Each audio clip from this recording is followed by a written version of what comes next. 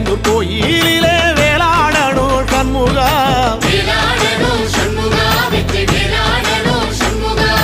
பிள்ளை ஆண்டான் பிள்ளை என வரம் கொடுக்கணும் சண்முகா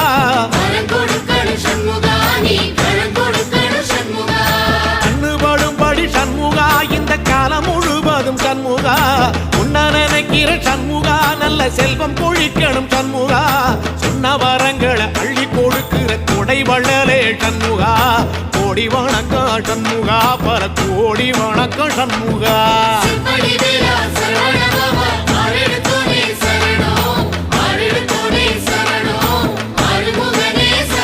ஐயா